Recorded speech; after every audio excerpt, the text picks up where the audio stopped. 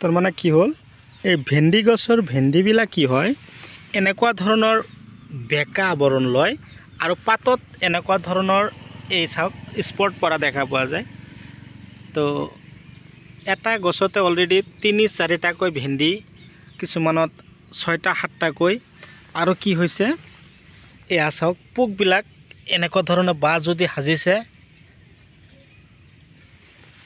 তো খেতিত সৰ্বনাশ কৰিব। তো hello' friends, welcome to my YouTube channel Hatim Ali's life. বন্ধুসকল, আজি মই পুনৰাই আপোনালোকৰ মাজলৈ আহিলোঁ। আজি মই মোৰ নিজৰে ভেন্দি খেতিৰ ভিডিঅ' দিবলৈ গৈ আছোঁ। কথা হ'ল মই খেতিৰ পৰা ভেন্দি যথেষ্ট পৰিমাণে উঠাই আছোঁ। 1 বিঘা মাটিৰ পৰা অন্তত মোৰ যোৱাকালি উঠালোঁ 1 কুইণ্টেল 27 কিলো ফাৰ্ষ্ট ৰানিং। প্ৰথমতে 30 কিলো 35 কিলোকৈ উঠালোঁ। তো যোৱাকালি মই 1 কুইণ্টেল 27 কিলো ভেন্দি উঠালোঁ। তো ইয়াত অলৰেডি মোৰ 6 কঠা মাটি আছে। তো মই ইয়াত লগাইছিলোঁ কি জাতৰ ভেন্দি আৰু কেনেকুৱা ধৰণৰ মাটিত লগাইছিলোঁ আৰু খেতিৰ ফলন বেছি হোৱাৰ প্ৰধান কাৰণটো কি, কোনটো দানা আমি খেতিত ইউজ কৰিছিলোঁ আৰু কোনটো ঔষধ মোৰ এইটো খেতিত ইউজ কৰিছিলোঁ। তো A to Z কথাখিনি মই আপোনালোকৰ লগত আজি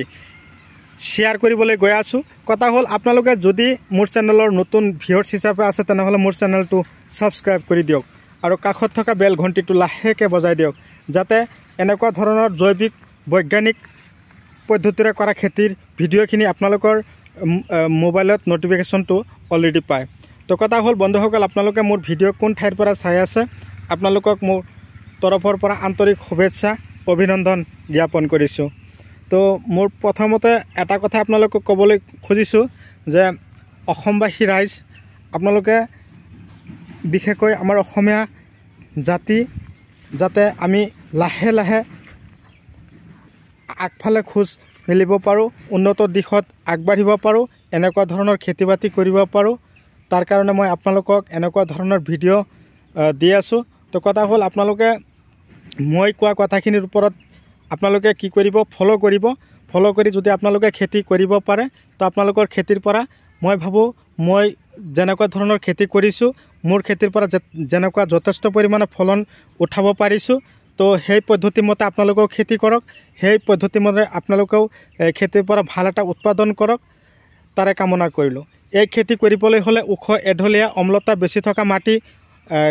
বেছি ভাল হয়, কিন্তু বেছি ওখ মাটিত যদি আপোনালোকে ভেন্দি খেতি কৰিবলৈ যায় তেনেহ'লে বেছি দিন আপোনালোকৰ খেতিত গছবিলাক নিটিকিব। তাৰ কাৰণে আপোনালোকে কি কৰিব, ৰোৱনী কৰা মাটিত আপোনালোকে ভেন্দি খেতি কৰিবৰ কাৰণে প্ৰস্তুতি ল'ব। ৰোৱনী কৰা মাটিত ভেন্দি খেতি কৰিলে গছখিনি অতি সোনকালে মৰিও নাযায় আৰু গছত সিমান এটা বেমাৰো দেখা নিদিয়ে। তো মই ইয়াত যে কৰিছোঁ চাওক কিমান দ মাটি, ইফালে চাওক ৰোৱনী আছে, তাৰ লগতে মই ভেন্দি খেতি কৰিছোঁ। ইয়াত অলৰেডি 6 কঠা মাটি আছে। মই প্ৰথমতে কি কৰিছিলোঁ, 2 গাড়ী গোবৰ সাৰ দি দিছিলোঁ। মোটামুটি ধৰক 13-14 টনমান গোবৰ সাৰ মই এই খেতিত দি দিছিলোঁ।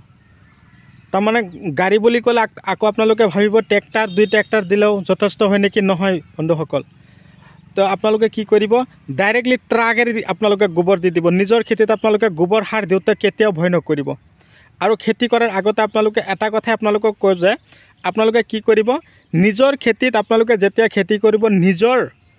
প্ৰস্তুতি হৈ, তাৰমানে খেতিত প্ৰথমতে টকা যেতিয়া আপোনালোকে সিঁচিব তেতিয়াহে আপোনালোকৰ হাতত টকা পুনৰাই উভতি আহিব। তো সেইমতে আপোনালোকক কৈছোঁ যে টকা যদি আপোনালোকে খেতিত নিদিয়ে বা খেতিত যদি ভাল খাদ্য আপোনালোকে নোখোৱায় তেনেহ'লে আপোনালোকে সেই খেতিৰ পৰা আশা নকৰাটোৱেই ভাল। তো মই আপোনালোকক যে দেখুৱাই আছোঁ মোৰ খেতিত ভেন্দিৰ পাতখিনি আপোনালোকে নিশ্চয় চাব পাৰিছে, 2টা গছত হেতাও পৰা হৈছিল। তথাপি মই কি কৰিলোঁ, উন্নত ধৰণৰ ঔষধ মই বিশেষকৈ চেমডিছ এইটো ঔষধ স্প্ৰে কৰোঁ, লাখন্দি মাজে মাজে দাহাত স্প্ৰে কৰোঁ। আৰু দানাত যিবিলাক খটাওঁ, দানাটো হ'ল মোৰ খটোৱা দানাটো হ'ল যে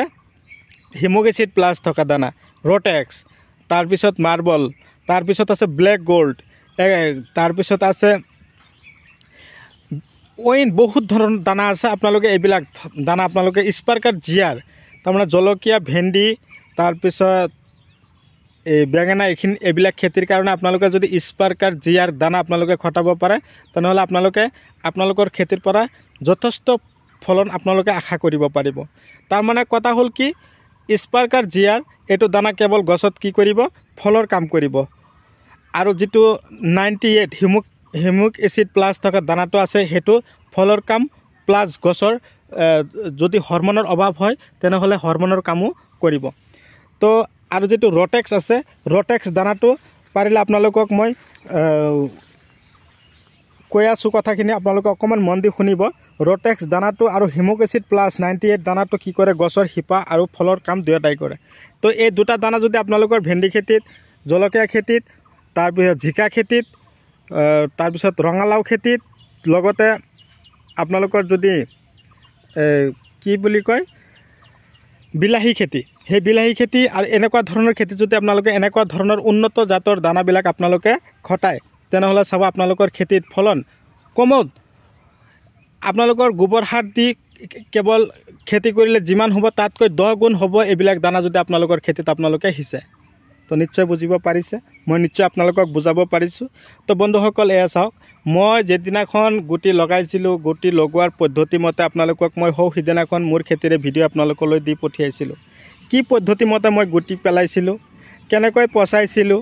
তো কথাখিনি আপোনালোকক সিদিনাখন ভিডিঅ'ৰ মাজেদি কৈছিলোঁ কিন্তু পুনৰাই আজি আপোনালোকক ক'বলৈ গৈছোঁ যে ভেন্দি খেতিৰ নিচিনা লাভান্বিত হোৱা খেতি মই আৰু দেখা নাই তাৰমানে মই নিজেই অনুতপ্ত মই এটা কথাই কওঁ যে সময় যেতিয়া পাৰ হৈ যায় তেতিয়া আমালোকে কি কৰি থাকোঁ নিজে পস্তাই থাকোঁ যে আগত আমি কি কৰিলোঁ এতিয়া চাওক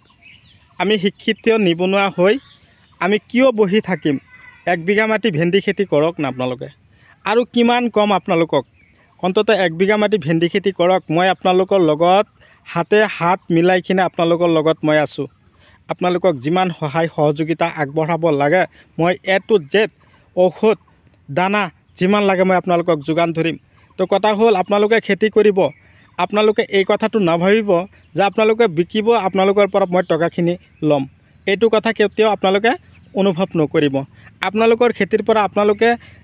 টকা উপাৰ্জন কৰিব সবজি বিকিব টকা উপাৰ্জন কৰাৰ পিছত আপোনালোকৰ হাততে থাকিব তো মই যে আপোনালোকক ইমান বাৰ কৈ আছোঁ আমাৰ অসমীয়া মানুহখিনি যাতে খেতি বাতিত লাগে খেতি কৰে উন্নত হয় টকা উপাৰ্জন কৰে ভাল ৰাস্তা বিচাৰি পায় হেতু আপোনালোকে অলপ মনোযোগী হওক অকমান মনোযোগী দি আপোনালোকে ব্ৰেইন খটাওক আপোনালোকে খেতি কৰক তাৰে কামনা কৰিলোঁ এয়া চাওক মই এটা কথা বাৰম্বাৰ কৈ আছোঁ দাদা বাইদেউসকল আপোনালোকে যদি খেতি কৰিবৰ বাবে ইচ্ছুক বা খেতি কৰিম বুলি ভাবিছে তেনেহ'লে অন্তত মোক আপোনালোকে ফ'ল' কৰক মোৰ কথাখিনি আপোনালোকে ফ'ল' কৰক এতিয়া কথা হ'ল মই যে খেতি কৰিছোঁ আপোনালোকে চাওক মোৰ নিজৰ খেতি আপোনালোকক আজি ভিডিঅ'ৰ মাজেদি আপোনালোকক দিছোঁ সিদিনাখনো আপোনালোকক দিছিলোঁ মই 2 বিঘা মাটি পটলৰ চাং দিছোঁ ইফালে 6 কটা মাটি ভেন্দি খেতি কৰিছোঁ 1.5 বিঘা মাটি মই ৰঙালাও খেতি কৰিছোঁ তাৰপিছত ইফালে 3 বিঘা মাটি মিৰ্চ ইণ্ডিয়া বগৰী কৰিছোঁ এইবিলাক যে কৰিছোঁ এইবিলাক কি টকা লাগা নাই টকা নোহোৱাকৈ এনেই হৈছে নেকি এই যিবিলাক মই খেতি কৰিছোঁ তাৰমানে খেতি যেতিয়া কৰিব তেতিয়া আপোনালোকে উন্নত জাতৰ খেতি কৰিব যিটো খেতিৰ পৰা টকা আহিব সেইবিলাক খেতি কৰিব আপোনালোকৰ চাব বহুত ভাল এটা প্ৰফিট আহিব ইয়াত 1 বিঘা মাটি ভেন্দি যে কৰা হৈছে এয়া চাওক প্ৰথমতে টকা খেদিছিলোঁ তাৰপিছত চাওক এতিয়া যে মই উঠাই আছোঁ এতিয়া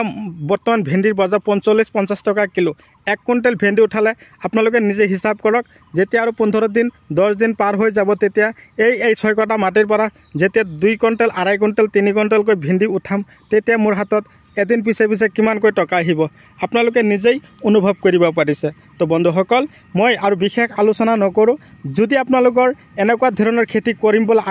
আশা কৰিছে তেনেহ'লে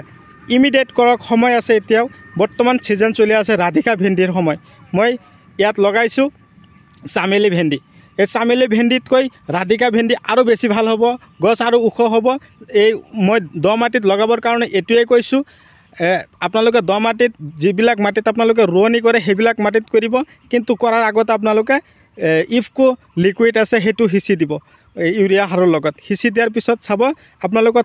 দ মাটিত যে ৰোৱনি কৰিছিলে এই ৰোৱনি কৰাৰ পিছত মাটিত এক ধৰণৰ বীজাণু সৃষ্টি হয় এই বীজাণু নষ্ট কৰিবৰ কাৰণে ইফকো লিকুইড আছে এই লিকুইড সিঁচাৰ লগে লগে চূণতকৈ ভাল কাম কৰিব তো বন্ধুসকল আপোনালোকে নিশ্চয় মোৰ কথাখিনি বুজিব পাৰিছে যদি বুজিব এতিয়াও বাকী আছে মোক কমেণ্ট কৰক মই আপোনালোকৰ লগত লাগিলে ফোন নাম্বাৰ দিম, কথা পাতিম। আপোনালোকে মোৰ ভিডিঅ'টো যিমান পাৰে শ্বেয়াৰ কৰক আপোনালোকৰ সহায়ৰ কাৰণে, যাতে আপোনালোকৰ বন্ধু বান্ধৱীও যাতে এনেকুৱা ধৰণৰ খেতি কৰিবৰ কাৰণে আগ্ৰহী হয়। তো মই আৰু বিশেষ আলোচনা নকৰোঁ, মই আজি আপোনালোকৰ পৰা বিদায় লৈছোঁ। পৰৱৰ্তী ভিডিঅ'ত পুনৰাই সাক্ষাৎ হ'ব, পুনৰাই লগ পাম। জয় ভাৰত, জয় অসম।